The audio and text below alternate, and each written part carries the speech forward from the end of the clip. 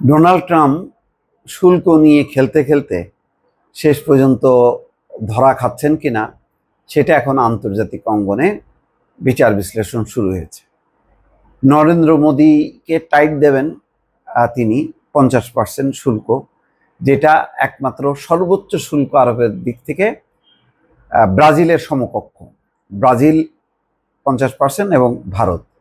অথচ কি দহরম মহরম ছিল ডোনাল্ড ট্রাম্পের সঙ্গে মোদি এক সময় গতবার একেবারে জনসভায় যে তার পক্ষে ভোট চাইছে, আবার ডোনাল্ড ট্রাম্পও এসে মোদির পক্ষে ভোট চাইছে। এইরকম মানে সম্পর্ক, যেখানে এক বিরল সম্পর্ক, সেই সম্পর্ক হঠাৎ করে কি হলো যে এমন টানাপোড়েন যে ডোনাল্ড ট্রাম্প 4 বার তাকে কল করছে, ফোন ধরেননি।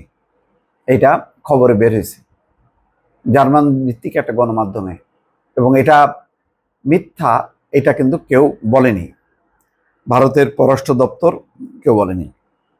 বরং মোদি একদম আরো কঠোর অবস্থান পাত্তাই দিচ্ছে না। যদিও অনেক ক্ষতি হচ্ছে, রক্তক্ষরণ হচ্ছে, তাদের ব্যবসা বাণিজ্য ধস নামছে, শেয়ার বাজার পড়ে গেছে, তৈরি পোশাকের রপ্তানিকারকরা তারা বাজার খুঁজতেছে, বাংলাদেশের দিকেও হাত বাড়াচ্ছে বেসরকারি পর্যায়ে থেকে, নানান খবর, কার্পেট শিল্প ধ্বংস, অপূরণীয় ক্ষতি। তারপরেও মোদি আপোষ করেনি। না, রাশিয়ার থেকে আমরা তেল কিনবো, আমাদের কৃষককে বাঁচাবো, আমরা এটা বিজনেস, এটা আমরা আপোষ করব না।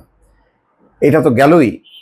এর মধ্যে এই অঞ্চলের সবচেয়ে তার ডোনাল্ড ট্রাম্প বা আমেরিকার চিরশত্রু চীনের বিরুদ্ধে সবসময় ভারতকে ইউজ করত আমেরিকা, যে চীনকে একটা টক্কর দেওয়ার বা একটা কোণঠাসা করে রাখার একটা চেষ্টা ছিল ভারতকে দিয়ে।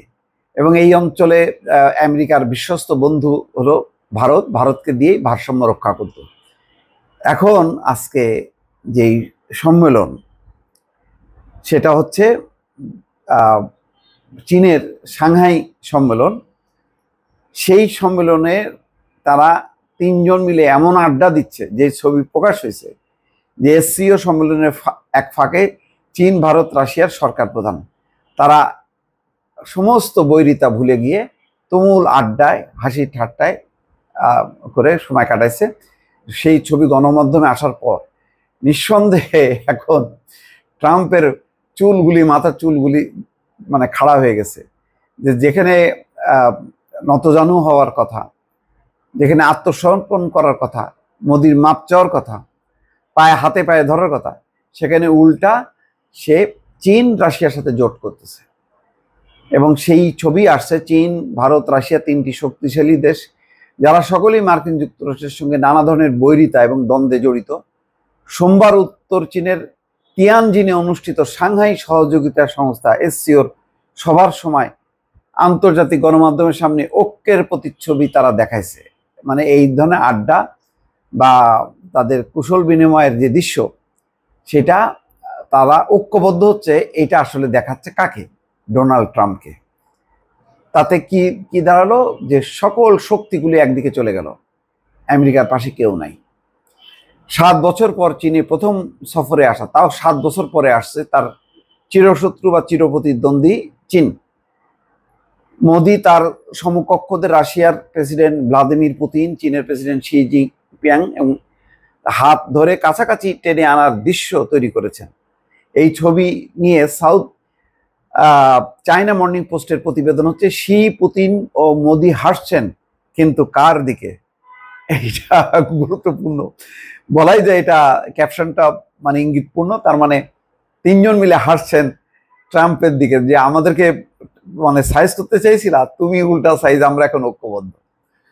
প্রতিবেদনে বলা হয়, 3 নেতা একত্রিত হওয়ার সময় এক অনুবাদক পুতিনের কথায় অনুবাদ শুরু করেন, আমরা 3 বন্ধু দিয়ে। কিন্তু শীর্ষ সম্মেলনের প্রেস সেন্টারে সম্প্রচার সংকেত বাকিটা অনুবাদককে পুরোপুরি ঢেকে দেয়। মোদির সময়কালে কয়েকবার হাসি ফুটে ওঠে এবং তিনি 2 বার পুতিনের হাত ধরেন। এগুলি খুবই সিগনিফিক্যান্ট। এর আগে মোদি ও পুতিন লাল কার্পেটে একে অপরের আলিঙ্গন করেন এবং শুভেচ্ছা বিনিময় করেন। এরপর হাত ধরে এগিয়ে যান হাস্যোজ্জ্বল জিনপিং এর দিকে, যিনি তাদের স্বাগত জানানোর অপেক্ষায় ছিলেন। এটা আসলে চীন এবং রাশিয়ার একটা বিশাল বিজয়, যে মানে ভারতকে ছিন্ন করে আনছে। আর ভারতও বেকায়দায় পড়ে এখন এই চীন এবং রাশিয়া ছাড়া কোনো উপায় নেই। ফলে বিশ্ব শক্তির একটা লড়াই চলছে ভেতরে ভেতরে, এটা বেশ পরিষ্কার। দর্শক ভালো থাকবেন, আল্লাহ হাফেজ।